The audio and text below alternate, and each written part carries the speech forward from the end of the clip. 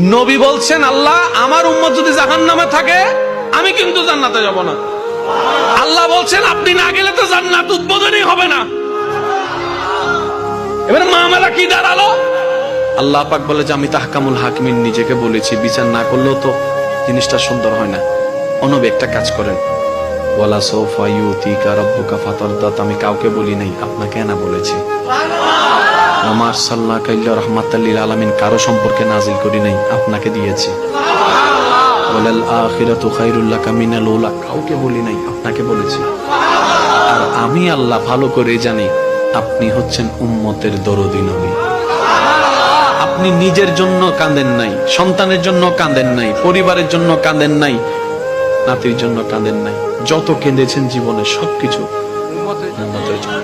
এমনকি হাসরের ময়দানে যখন সর্বপ্রথম আমাদের নবীকে আল্লাহর হুকুমে তোলা হবে, আমাদের নবী উঠেই জিব্রাইল আলাইহিস সালামকে প্রথম প্রশ্ন করবে, ও আমার ভাই জিব্রাইল, আমার উম্মত গুলো কোথায়?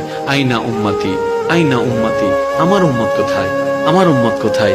আমার উম্মত কোথায়? আমি উঠার আগেই নাকি আমার উম্মতকে জাহান্নামে দিয়ে দিয়েছো নাকি? কোনো আমার উম্মত কোনো জাহান্নামে চলে গেছে নাকি? জিব্রাইল বলবে, ইয়া রাসূলুল্লাহ, প্রথমেই আপনাকে তোলা হয়েছে, এখন আর কাউকে তোলা হয় নাই, প্রথমেই আপনি উঠেছেন। আমার নবী বলবে, আমার উম্মত গুলা কোথায়?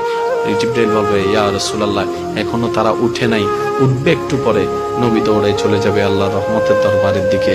সিজদায় যে পড়বে একটাই কথা থাকবে, রব্বি হাবলি উম্মতি, রব্বি হাবলি উম্মতি। একটু মনোযোগ চাইবো আমি আশিকদের, রব্বি হাবলি উম্মতি, ও আল্লাহ আমার উম্মত গুলাকে আমাকে দিয়ে দাও। তো উম্মতের লিস্টের ভিতরে তো আবু বকর সিদ্দিকের নামও আছে, উম্মতের লিস্টের ভিতরে তো ফারুকে আজমের নামও আছে, উম্মতের লিস্টের ভিতরে তো সাহাবায়ে কেরাম আজমাইনের নাম আছে, উম্মতের লিস্টের ভিতরে তো আহলে বাইতের নাম আছে, উম্মতের লিস্টের ভিতরে তো তাবি তবে তাবি আল্লাহর ওলিদের জান্নাতীদের নাম আছে। এবার আল্লাহ পাক বলবে, আপনি যে বললেন রব্বি হাবলি উম্মতি, উম্মতকে দেওয়ার জন্য আপনি কে আবু বকরের কথা বলছেন? নবী বলে যে না, আমার আবু বকরকে নিয়ে চিন্তা নাই, আমার ফারুককে নিয়ে চিন্তা নাই, আমার ওসমানকে নিয়ে চিন্তা নাই, আমার আলীকে নিয়ে চিন্তা নাই। ও আল্লাহ, আমার উম্মতের ভিতরে যারা জাহান্নামের অধিবাসী হবে ওই উম্মতগুলোকে আমাকে দিয়ে দাও। আল্লাহ বিচারক হয়ে বিচারক করবেন, জাহান্নামীকে জাহান্নামে দিয়ে দিবেন।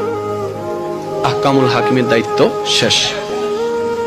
এবার নবীকে আল্লাহ সিজদায় যাওয়ার অনুমতি দিয়ে সুপারিশ করাবেন। নবীর সুপারিশ কবুল করতে করতে নবীর উম্মতকে, আল্লাহর বান্দাদেরকে জাহান্নামী থেকে জান্নাতি করে দিবেন। জগৎ জিজ্ঞেস করবে, মওলা জাহান্নামী আবার জান্নাতি হয়?